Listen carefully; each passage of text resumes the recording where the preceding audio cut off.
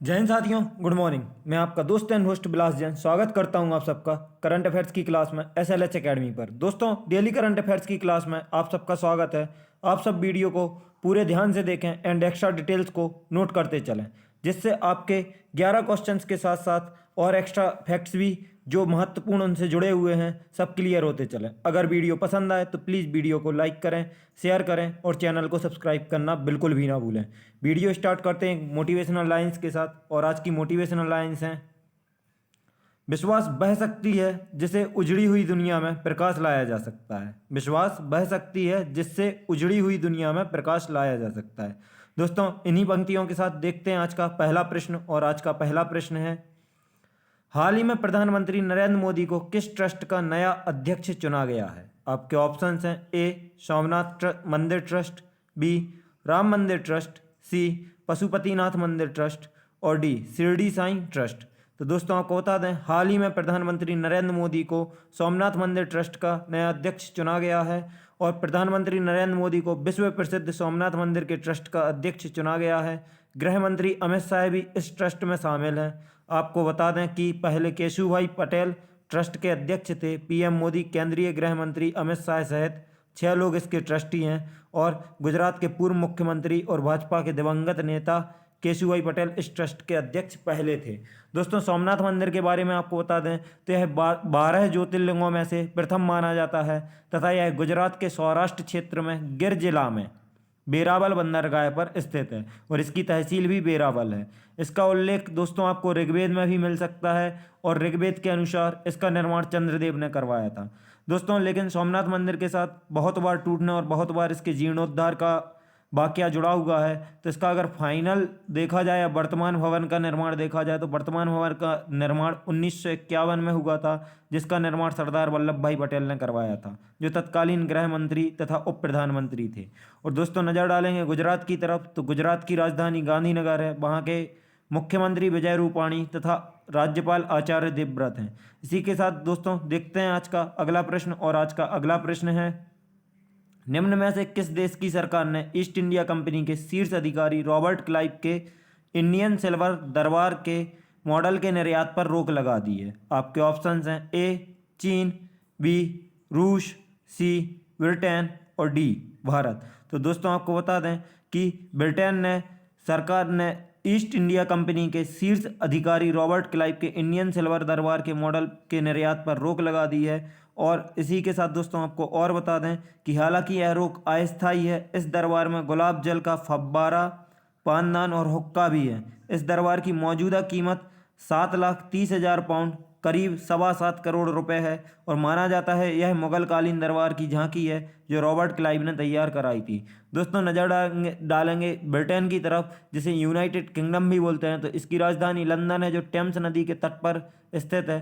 तथा यहाँ के प्रधानमंत्री बोरिस जॉनसन हैं। और दोस्तों, इसके साथ ही देखते हैं आज का सबसे महत्वपूर्ण प्रश्न, और इसको यहाँ से कम 10 प्रीवियस ईयर क्वेश्चंस के पॉइंट्स भी कवर करेंगे। तो दोस्तों, थर्ड क्वेश्चन आप बहुत अच्छे से पढ़ें और बहुत अच्छे से देखें। साथ ही इसके द्वारा जो मैं पॉइंट्स बताऊंगा वो आप लिखते चलें। और देखते हैं आज का तीसरा प्रश्न कि अमेरिका के ओपन स्काई संधि से अलग होने की घोषणा के बाद किस देश ने भी इस संधि से वापसी की घोषणा की है? आपके ऑप्शंस है: ए रूस, बी जापान, सी चीन और डी नेपाल। तो दोस्तों, आपको बता दें कि अमेरिका के ओपन स्काई संधि से अलग होने की घोषणा के बाद रूस देश ने भी इस संधि से वापसी की घोषणा की है। और ओपन स्काई संधि क्या है अगर इस पर देखें तो इस संधि पर मार्च 1992 में फिनलैंड की राजधानी हेलसिंकी में हस्ताक्षर किए गए थे। यह संधि वर्ष 2002 में पूर्ण रूप से लागू हुई थी। यह संधि में 34 हस्ताक्षरकर्ता देशों की संधि में शामिल अन्य देशों की सीमाओं से सैन्य गतिविधियों की जांच के लिए गैर हथियार वाले निगरानी विमानों की उड़ान की अनुमति देती है। किर्गिस्तान ने इस संधि पर हस्ताक्षर किए थे परंतु इसे पूर्ण रूप से लागू नहीं किया। भारत इस संधि का हिस्सा नहीं है। तो दोस्तों, अगर ओपन स्काई संधि की बात पूछी जाए तो उसका हिस्सा भारत नहीं है। और दोस्तों, नज़र डालेंगे इसके साथ ही अमेरिका की तरफ, तो अमेरिका की राजधानी वॉशिंगटन डीसी है। यहाँ के वर्तमान राष्ट्रपति जो बाइडेन है और साथ ही यहाँ की उपराष्ट्रपति कमला हैरिस हैं और इन दोनों को time person of the year चुना जा चुका है। दोस्तों, इसके साथ अब शुरू करते हैं अमेरिका के बहुत महत्वपूर्ण पॉइंट्स जो पिछले परीक्षाओं में पूछे गए हैं, जैसे कि 49 डिग्री अक्षांश रेखा कनाडा और यूएसए की सीमा बनाती है, प्राकृतिक सीमा। यूएसए में सुपीरियर झील है जो विश्व की मीठे पानी की सबसे बड़ी झील है। तथा वॉशिंगटन डीसी में अगर देखें तो दो मुख्यालय हैं, विश्व बैंक और आईएमएफ का मुख्यालय है। अमेरिका के ही न्यूयॉर्क शहर में विश्व का सबसे बड़ा बंदरगाह है और यहीं पर यूएनओ का भी मुख्यालय है। और अमेरिका में येलोस्टोन नेशनल पार्क है जो विश्व का पहला नेशनल पार्क है। यहाँ का शिकागो सबसे बड़ा जंक्शन है दुनिया का, और डेट्रॉइट ऑटोमोबाइल हब है दुनिया का। और साथ में अगर देखें कि भारत का डेट्रॉइट किसे कहा जाता है, तो भारत का डेट्रॉइट पीथमपुर को कहा जाता है, जिसे शुष्क बंदरगाह भी कहा जाता है। और साथ ही अमेरिका की सिलिकॉन वैली आईटी सेक्टर के केंद्र के रूप में जानी जाती है, और भारत का सिलिकॉन वैली बेंगलोर शहर को कहा जाता है। और हमारा दूसरा देश इसके साथ जुड़ा हुआ है रूस। तो रूस को देखें तो रूस की राजधानी मॉस्को है जो मोस्कवा नदी के तट पर स्थित है। और साथ ही मॉस्को को 5 महासागरों का पत्तन कहा जाता है, जो पिछले परीक्षाओं में पूछा जा चुका है कि 5 महासागरों का पतन किसे कहा जाता है, तो मॉस्को को 5 महासागरों का पतन कहा जाता है। और रूस के राष्ट्रपति व्लादिमीर पुतिन हैं तथा यहाँ के प्रधानमंत्री दिमित्री मेदवेदेव हैं। और साथ ही यहाँ की मुद्रा रूबल है। और साथ ही आपको दोस्तों बता दें अमेरिका की मुद्रा यूएस डॉलर है। और अगर इसको देखें तो विश्व का सबसे बड़ा देश रूस है और सबसे बड़ा हीरा उत्पादक देश भी रूस है। तो दोस्तों तीसरे क्वेश्चन से इतने ही पॉइंट्स, और अगर उम्मीद करता हूँ आप सबने लिख लिए होंगे। एक बार फिर से रिपीट कर दे रहा हूँ कि 49 डिग्री अक्षांश रेखा कनाडा और यूएसए की सीमा, सुपीरियर झील विश्व की मीठे पानी की सबसे बड़ी झील, वॉशिंगटन डीसी विश्व बैंक और आईएमएफ का मुख्यालय, न्यूयॉर्क विश्व का सबसे बड़ा बंदरगाह और यहाँ पर यूएनओ का मुख्यालय, येलोस्टोन नेशनल पार्क विश्व का पहला नेशनल पार्क है, शिकागो विश्व का सबसे बड़ा जंक्शन है, डेट्रॉइट ऑटोमोबाइल हब है, और भारत का डेट्रॉइट पीथमपुर को कहा जाता है और पीथमपुर को शुष्क बंदरगाह भी कहा जाता है। सिलिकॉन वैली आईटी सेक्टर का हब है यूएसए का, और भारत में आईटी सेक्टर का हब या सिलिकॉन वैली बेंगलोर शहर को कहा जाता है। रूस की राजधानी मॉस्को है जिसे 5 महासागरों का पतन कहा जाता है तथा मोस्कवा नदी के तट पर है। रूस के राष्ट्रपति व्लादिमीर पुतिन और प्रधानमंत्री दिमित्री मेदवेदेव हैं। रूस की मुद्रा रूबल है और रूस विश्व का सबसे बड़ा देश है तथा विश्व का सबसे बड़ा हीरा उत्पादक देश है। देखते हैं दोस्तों आज का अगला प्रश्न, और आज का अगला प्रश्न है, भारत ने हाल ही में ईरान के चाबहार बंदरगाह को कितने हार्बर क्रेन की आपूर्ति की है? तो दोस्तों आपके ऑप्शन है ए 3, बी 4, सी 5 और डी 2। तो दोस्तों आपको बता दें भारत ने हाल ही में ईरान के चाबहार बंदरगाह को 2 हार्बर क्रेन की आपूर्ति की है। और भारत एकमात्र ऐसा विदेशी देश है जो वर्तमान में यूएस के बाद ईरान के एक विकास परियोजना में शामिल है। दोस्तों इसी के साथ देखते हैं आज का अगला प्रश्न, और उसके पहले आपको बता दें कि ईरान की राजधानी तेहरान है तथा ईरान की मुद्रा ईरानी रियाल है। इसके साथ अब देखते हैं दोस्तों आज का अगला प्रश्न, और आज का अगला प्रश्न है, हाल ही में कुशल श्रमिकों के प्रोत्साहन के लिए भारत सरकार ने किस देश के साथ समझौते पर हस्ताक्षर किए हैं?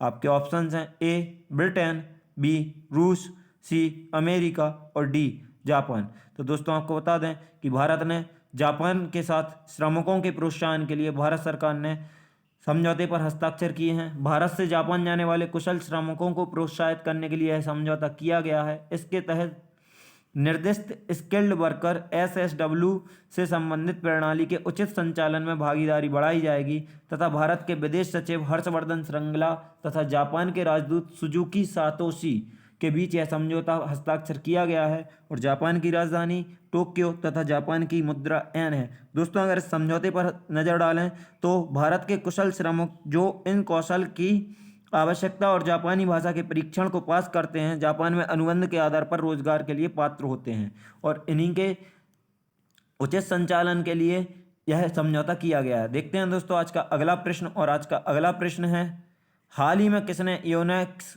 थाईलैंड ओपन बैडमिंटन टूर्नामेंट 2021 जीता? तो दोस्तों इसको भी ध्यान से सुनें क्योंकि इस टूर्नामेंट से रिलेटेड ऑल इंपॉर्टेंट पॉइंट आपको हम बताएंगे। और सबसे पहले आपके ऑप्शंस हैं ए ताई तजू इंग, बी कैरोलिना मारिन, सी ली यांग और डी बांग ची लिन। तो दोस्तों आपको बता दें हाल ही में कैरोलिना मारिन ने Yonex Thailand open badminton tournament 2021 का खिताब जीता। डेनमार्क के विक्टर एक्सेल्सन और ओलंपिक चैंपियन स्पेन की कैरोलिना ने थाईलैंड ओपन में क्रमशः पुरुष और महिला वर्ग का खिताब अपने नाम किया। महिलाओं की एकल वर्ग में फाइनल में मारिन ने वर्ल्ड नंबर 1 चीनी ताइपे की ताई जू यिंग को हराकर खिताब जीता है। दोस्तों इसके साथ आपको और बता दें कि Yonex Thailand open super thousand badminton tournament 12 से 17 जनवरी तक चला और बैडमिंटन वर्ल्ड फेडरेशन BWF द्वारा 2021 का पहला बैडमिंटन टूर्नामेंट था। इसमें साथ ही एकल श्रेणी में देखें तो आपको अभी बताया कि पुरुष एकल श्रेणी में विक्टर एक्सेल्सन जो डेनमार्क के हैं और तथा महिला कैरोलिना मारिन जो स्पेन की हैं, इन्होंने जीता। और युगल में देखें तो ली यांग और बांग ची लिन ताइवान ने पुरुष युगल खिताब जीता तथा महिला युगल खिताब ग्रीशिया पॉली तथा अप्रियानी रहायू ने जो थाईलैंड से हैं, इन्होंने महिला युगल खिताब जीता। और दोस्तों नज़र डालेंगे BWF मतलब बैडमिंटन वर्ल्ड फेडरेशन की तरफ, तो इसके अध्यक्ष पॉल एरिक होयर लार्सन है तथा इसका मुख्यालय कुआलालंपुर मलेशिया में है। इसी के साथ दोस्तों देखते हैं आज का अगला प्रश्न। और आज का अगला प्रश्न है योवेरी मुसेवेनी ने हाल ही में किस देश के राष्ट्रपति पद को जीता है? आपके ऑप्शंस हैं ए युगांडा, बी नाइजीरिया, सी मिस्र और डी कांगो। तो दोस्तों आपको बता दें कि योवेरी मुसेवेनी ने हाल ही में युगांडा देश के राष्ट्रपति पद को जीता है। और दोस्तों युगांडा के और बता दें तो यहाँ के राष्ट्रपति योवेरी मुसेवेनी हैं तथा यहाँ के वाइस प्रेसिडेंट उपराष्ट्रपति एडवर्ड ससेकेंडी हैं तथा यहाँ के प्रधानमंत्री रोहाकना रोगांडा हैं। और योवेरी मुसेवेनी के बारे में बताएं दोस्तों तो यह लगातार 6वीं बार युगांडा के राष्ट्रपति बने हैं तथा वह लगातार 1976 से राष्ट्रपति पद पर सेवारत हैं। युगांडा की राजधानी कंपाला है तथा यहाँ की मुद्रा युगांडाई शिलिंग है। और दोस्तों आपको बता दें कि जो योवेरी मुसेवेनी हैं यह अफ्रीकी महाद्वीप के सबसे लंबे समय तक सेवारत रहने वालों में से एक हैं। देखते हैं दोस्तों आज का अगला प्रश्न। और आज का अगला प्रश्न है हाल ही में कमल मोरारका का निधन हुआ है, वह कौन थे? आपके ऑप्शंस हैं ए अभिनेता, बी निर्देशक, सी राजनेता और डी संगीतज्ञ। तो दोस्तों आपको बता दें हाल ही में जिनका कमल मोरारका का निधन हुआ है वह एक प्रसिद्ध राजनेता थे। और इनके बारे में और बताएं दोस्तों तो मोरारका 1990-91 में चंद्रशेखर की सरकार में केंद्रीय मंत्री थे तथा वह जनता दल के टिकट पर राजस्थान से 1988 से 1994 तक राज्यसभा के सदस्य रहे। और दोस्तों यह BCCI के पूर्व उपाध्यक्ष पद पर भी रह चुके हैं, मतलब पहले यह BCCI के उपाध्यक्ष भी रह चुके हैं। कौन? कमल मोरारका। दोस्तों इसके साथ देखते हैं आज का अगला प्रश्न। और आज का अगला प्रश्न है हाल ही में रक्षा अनुसंधान और विकास संगठन ने मोटर बाइक एम्बुलेंस रक्षिता किसे सौंपी है? आपके ऑप्शंस हैं ए CRPF, बी SSB, सी इंडियन आर्मी और डी RAF। तो दोस्तों आपको बता दें कि हाल ही में रक्षा अनुसंधान और विकास संगठन मतलब DRDO ने मोटर बाइक एम्बुलेंस रक्षिता नाम से जो बनाई गई है मोटर बाइक एम्बुलेंस वह CRPF को सौंपी है। और यह बाइक एम्बुलेंस भारतीय सुरक्षा बलों और आपातकालीन स्वास्थ्य सेवा प्रदाताओं के सामने आने वाली समस्याओं में तत्काल मदद करेगी। यह कम तीव्र संघर्ष वाले इलाकों से घायलों को निकालने के दौरान जीवन रक्षक सहायता प्रदान करेगी। दोस्तों नज़र डालेंगे CRPF की तरफ, तो CRPF की स्थापना 27 जुलाई 1939 को हुई थी तथा इसे मान्यता केंद्रीय रिजर्व पुलिस बल अधिनियम 1949 के तहत मिली। इसके वर्तमान महानिदेशक डॉक्टर AP माहेश्वरी हैं। इसका मुख्यालय CRPF का मुख्यालय नई दिल्ली में है तथा CRPF के लिए उत्तरदायी मंत्री अमित शाह हैं। दोस्तों साथ ही नज़र डालेंगे DRDO की तरफ, तो DRDO की स्थापना 1958 में हुई थी। DRDO का मुख्यालय नई दिल्ली में है तथा इसके अध्यक्ष डॉक्टर G सतीश रेड्डी हैं और यह रक्षा मंत्रालय के अधीन आता है, तो इसके लिए उत्तरदायी मंत्री राजनाथ सिंह जी हैं। देखते हैं दोस्तों आज का अगला प्रश्न। और आज का अगला प्रश्न है हाल ही में किस देश को भारत सरकार ने फ्री में कोविशील्ड की 2 लाख डोज देने की घोषणा की है? तो आपके दोस्तों ऑप्शंस हैं ए भूटान, बी मालदीव, सी बांग्लादेश और डी नेपाल। दोस्तों आपको बता दें हाल ही में बांग्लादेश को भारत सरकार ने फ्री में कोविशील्ड की 2 लाख डोज देने की घोषणा की है। इसी के साथ आपको बता दें दोस्तों कि बांग्लादेश के पहले भारत सरकार द्वारा भूटान को वैक्सीन दी जा चुकी है और Covishield vaccine serum institute of India द्वारा बनाई गई है, विकसित की गई है, जिसके सीरम इंस्टीट्यूट ऑफ इंडिया के चीफ CEO पदार पूनावाला हैं। दोस्तों साथ ही बांग्लादेश के बारे में बताएं आपको, तो बांग्लादेश की राजधानी ढाका है तथा यहाँ की मुद्रा टका है। बांग्लादेश के राष्ट्रपति अब्दुल हामिद हैं तथा प्रधानमंत्री शेख हसीना हैं।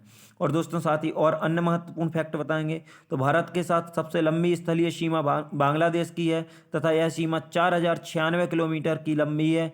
और साथ ही यह 5 राज्यों से सीमा साझा करता है। वह 5 राज्य हैं पश्चिम बंगाल, त्रिपुरा, असम, मेघालय और मिजोरम। दोस्तों और आपको इनको याद करने की ट्रिक पे हम जल्दी वीडियो बनाने वाले हैं, तो वह भी आपको जल्दी प्रदान करेंगे। और हर पड़ोसी देश से साझा करने वाले राज्यों की सीमा पर ट्रैक बनाएंगे और वह आप जरूर देखना। देखते हैं दोस्तों आज का अगला प्रश्न, और आज का अगला प्रश्न है, हाल ही में विश्ववीर आहूजा को 3 साल के लिए किस बैंक के प्रबंधक निदेशक और सीईओ के रूप में पुनः नियुक्ति की मंजूरी मिली है? आपके ऑप्शंस हैं ए एसबीआई, बी पीएनबी, सी आरबीएल और डी एक्सिस। तो दोस्तों आपको बता दें, हाल ही में विश्ववीर आहूजा को 3 साल के लिए आरबीएल बैंक के प्रबंध निदेशक और सीईओ के रूप में पुनः नियुक्ति की मंजूरी मिली है। दोस्तों इसी के साथ आपको बताएं कि नियुक्ति 30 जून 2021 से 29 जून 2024 तक प्रभावी है और भारतीय रिजर्व बैंक को इसके अनुमोदन के लिए सिफारिश की जा रही है। वह 30 जून 2010 से आरबीएल बैंक के एमडी और सीईओ हैं। दोस्तों आरबीएल बैंक की तरफ नज़र डालेंगे तो इसकी स्थापना 1943 में हुई थी तथा भारतीय कंपनी अधिनियम 1913 के अंतर्गत इसकी स्थापना हुई थी। आरबीएल बैंक का मुख्यालय मुंबई महाराष्ट्र में है तथा इसका टैगलाइन अपनों का बैंक इसकी टैगलाइन है। इसी के साथ दोस्तों देखते हैं आज का आखिरी प्रश्न, और आज का आखिरी प्रश्न है, WHO कार्यकारी बोर्ड के 148वें सत्र का अध्यक्ष किसे चुना गया है? आपके ऑप्शंस हैं A Narendra Modi, B Joe Biden, C doctor Harshvardhan और डी कमला हैरिस। तो दोस्तों आपको बता दें कि WHO कार्यकारी बोर्ड के 148वें सत्र का अध्यक्ष डॉक्टर हर्षवर्धन को चुना गया है। केंद्रीय स्वास्थ्य मंत्री डॉक्टर हर्षवर्धन ने शुक्रवार को 34 सदस्यीय WHO कार्यकारी बोर्ड के अध्यक्ष का कार्यभार संभाल लिया है और भारत ने कार्यकारी बोर्ड के अध्यक्ष का पद ऐसे समय में संभाला है जब कोविड-19 के टाइम में बहुत ज़्यादा परेशानियां चल रही हैं। दोस्तों आपको बता दें WHO के बारे में, विश्व स्वास्थ्य संगठन, इसकी स्थापना 7 अप्रैल 1948 को हुई थी। इसका मुख्यालय जिनेवा स्विट्जरलैंड में है तथा इसके वर्तमान महानिदेशक टेड्रोस अधनोम है। और साथ ही आपको एक और महत्वपूर्ण सूचना बता दें कि WHO ने 2021 को ग्लोबल सॉलिडेरिटी एंड सर्वाइवल का वर्ष घोषित किया है। इसी के साथ भी दोस्तों हमारी वीडियो समाप्त होती है। वीडियो को अंत तक देखने के लिए धन्यवाद। और अगर आप हमारी टीम से इंस्टाग्राम, फेसबुक या टेलीग्राम पर जुड़ना चाहते हैं तो डिस्क्रिप्शन बॉक्स से लिंक द्वारा आप उनसे जुड़ सकते हैं। और दोस्तों जैसे कि आपने देखा कि मैंने पूरी वीडियो में आपसे एक बार भी लाइक, शेयर, सब्सक्राइब का नहीं कहा, तो प्लीज़ अगर वीडियो पसंद आई तो वीडियो को ज़्यादा से ज़्यादा लाइक करें, शेयर करें और सब्सक्राइब करना बिल्कुल भी ना भूलें। अपना सहयोग ऐसे ही बनाए रखें। एक बार फिर से वीडियो को अंत तक देखने के लिए धन्यवाद। जय हिंद, जय भारत।